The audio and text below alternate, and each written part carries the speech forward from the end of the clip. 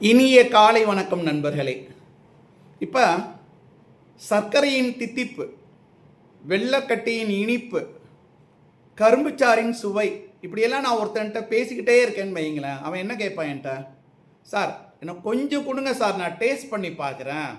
நான் டேஸ்ட் பண்ணிவிட்டு இனிப்புங்கிற சுவையை அவன் உணர்வதை நானும் அவனும் பகிர்ந்து கொள்ளலாமே தவிர, அது இப்படித்தான் இருக்குன்னு என்னால் வார்த்தைகளால் வர்ணிக்க முடியாது. அதே மாதிரி தான் நம்முடைய ஆன்மீக உணர்வும் இறை உணர்வும் நாமே தான் பெற வேண்டுமே தவிர மற்றவர்கள் சொல்லி நம்மால் உணர முடியாது அப்படிங்கிற ஒரு கருத்தை திருமூலர் திருமந்திரத்தில் 2944 பாடலில் சொல்கிறார்.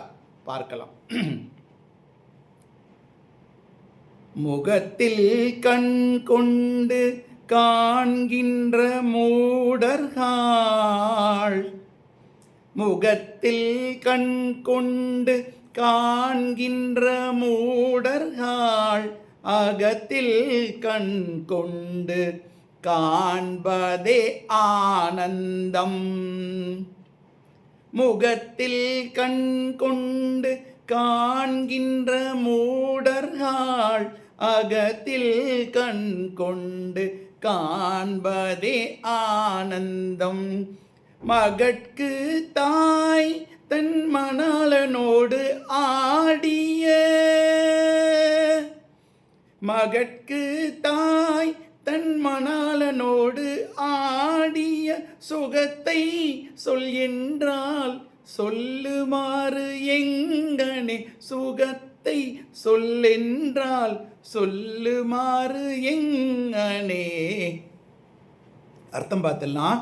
முகத்தில் உள்ள கண்களை கொண்டு காண்கின்ற காட்சி மட்டும்தான் உண்மை என்று நினைக்கும் அறிவற்றவர்களே அப்படிங்கிற அர்த்தத்தில் ஒரு மூடர்களேங்கிறாரு.